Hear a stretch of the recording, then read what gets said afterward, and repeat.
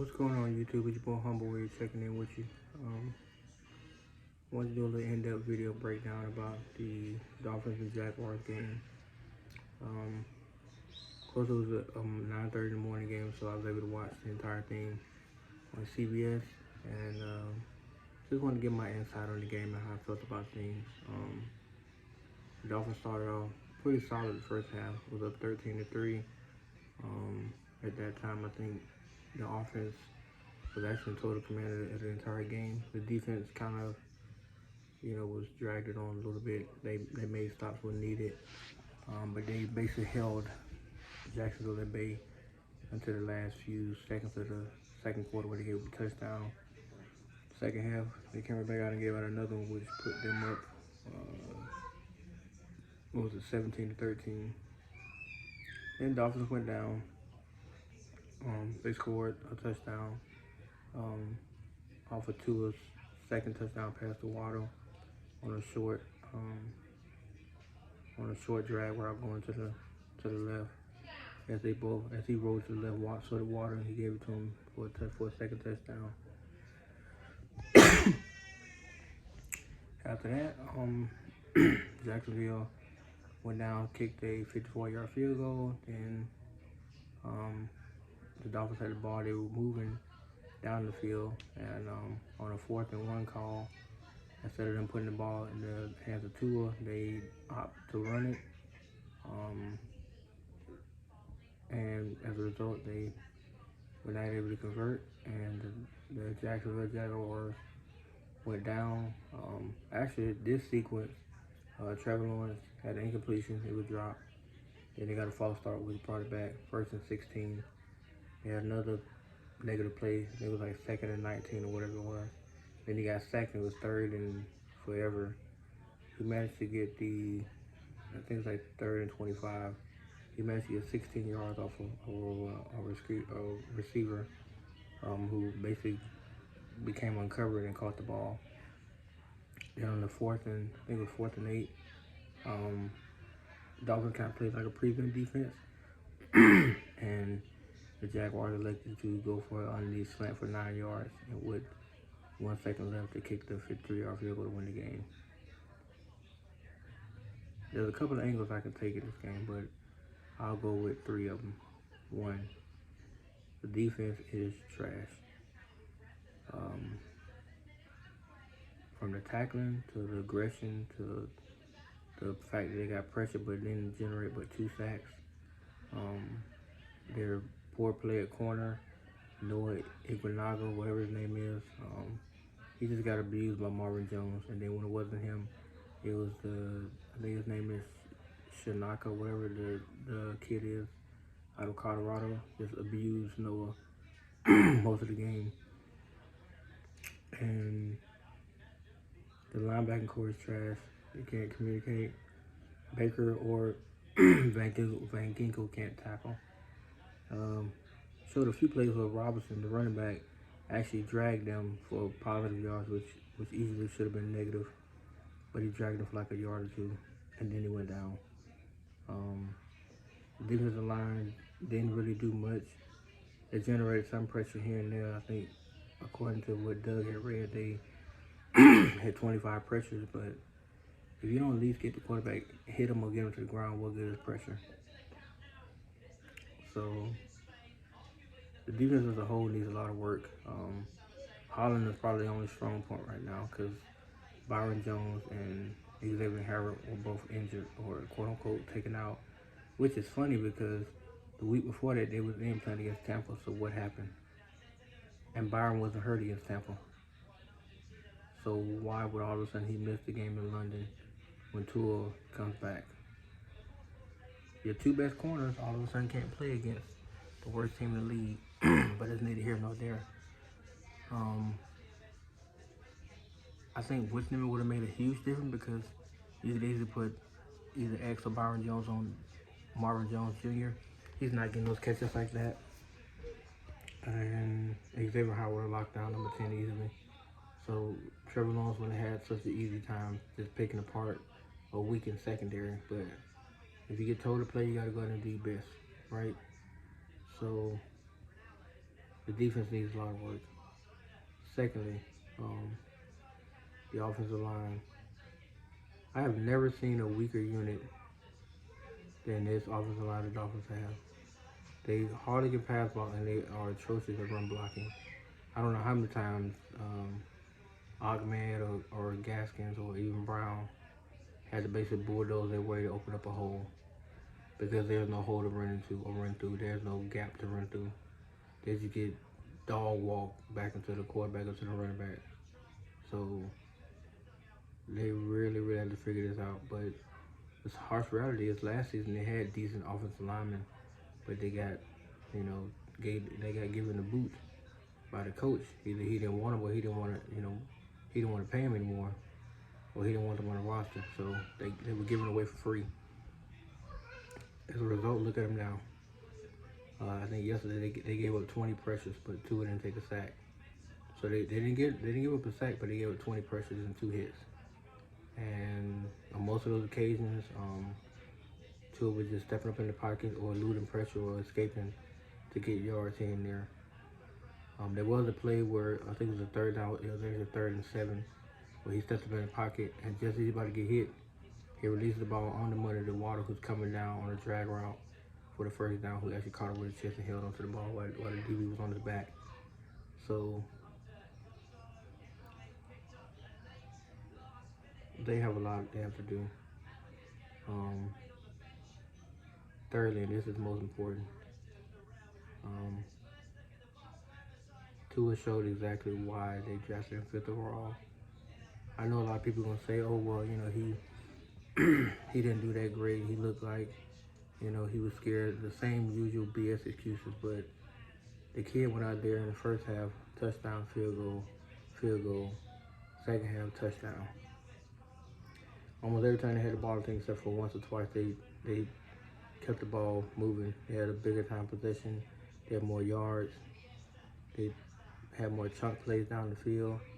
And all that's because of what he was able to do. Even though he was missing Wilson, not Wilson, but Williams and Parker. Outside of that, he was out there doing his thing, making the right decisions, making the right plays. He kept the defense guessing the entire time. They were not able to get a lock on him in terms of just hitting him or forcing him to make stupid decisions. Outside of the interception, which was dumb as shit, no excuse about that. But outside of that, he was damn near immaculate. As you can see, the receiving corps ate a lot. Gronkowski, Waddle, Darren Smite, Albert Wilson, all them boys made plays for him because they believe in what he stands for as a quarterback and as a leader. And for those who continue to say he's not a leader, explain to me what a leader is. Because the Mac Hollins situation, who continued to run his mouth half the night, to pull him into the huddle and say, "Look, cut that shit out. Chill out. We have much more important things going on here than you chirping back and forth with the DB because you happen to beat him on a pass out to you, you caught it. So let's not go there." He showed tremendous poise in the pocket. He's able to pick out holes and throw people open. His delivery, his anticipation was spot on Sunday, and he showed you exactly what he can do once you put people around him that can actually catch the ball and they can run routes to get separation to get themselves open. He's going to get you the ball. You just got to be able to get there to get it. The one deep ball he did throw to Water, I didn't agree with because I think he had Isaiah.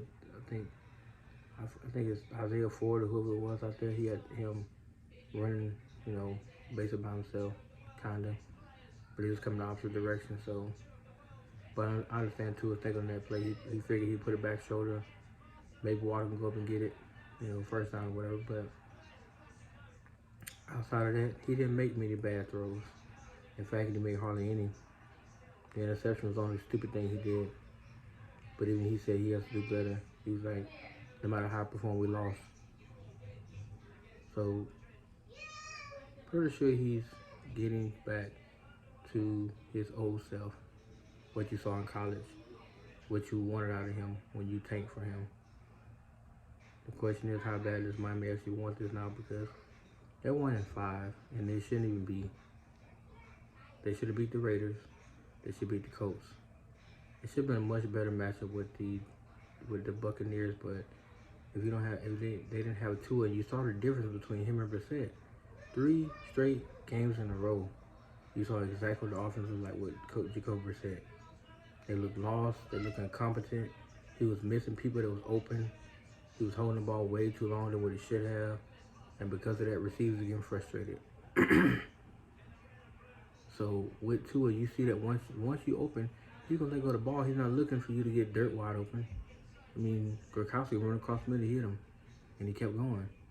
Same thing with Mike Hollins. Same thing with Waddle. He's going to hit you, and you're going to just keep going. He's not going to slow you down in your route. He's going to put you in position where you can get extra yardage and continue moving the chains down the field. And because of that, a lot of announcers had to step back and take a second look at what he was able to do, even though people discredit him by saying, oh, it was the Jaguars. Okay, but the Jaguars are an NFL team, are they not? And on top of that, had he underperformed against them, what would they say? Oh, well, we know it. He's just a bust. It was, to me, he never was really that good, because look what his numbers against Jaguars. So it would have been a whole different situation had he underperformed. But the fact that he put up 300 yards was impressive. It's what they needed in terms of they wanted to see him put up that kind of numbers in that situation, and he did. But like he said, they lost. So it takes a real person to stand there and not pat themselves on the back, even after having a 300-yard performance, and they still lose, and he still said, it don't matter what I did, we lost. Our performance means nothing if we don't win. We have to win, which is record now 7-5 as a starter, which is not bad, but, do I want to be better? Absolutely. Do I still think the team got a chance to make the playoffs? You damn right I do. They still have a lot of winnable games on their schedule. The question is now is how do they pull out of this hole, because they lost 5 in a row from Buffalo up until Jacksonville now. So that's 5 in a row they've lost. So how do you rebound from this type of charismatic loss? And I tend to agree with what I read so far. Somebody does have to go, because the decisions made today, or yesterday rather, were horrible. The 4th and 1 call should have easily been put into his hands. If he completes the pass, they keep moving. If it's incomplete, it's on him. But I would rather give him a chance to make that decision than take it away from him, because he had got you that far. You were marching down the field, and then 4th and 1, you take it out of his hand to give it to the running back, who don't even get a head full of steam because his blockers gave up on him.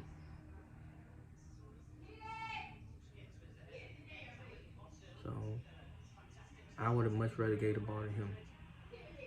Like the Atlanta game next week, or this Sunday, it's gonna entail what they do, but I'd rather put the ball into his hands.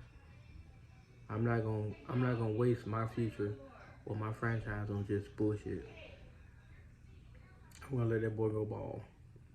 He should get Parker Wilson back.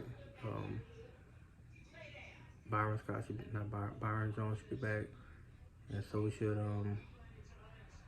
X-Man. But this team has got to turn it around. I'm praying that Atlanta will be that team that has to feel their wrath, but so be it. I'd rather have them, like I said before, score and stop on defense the entire game than, start getting scored on. Getting scored on the second half and, dropping the AL. So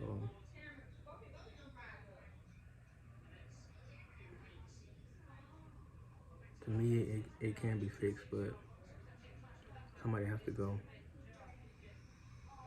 It's going to be interesting to see what they do in terms of going against Atlanta.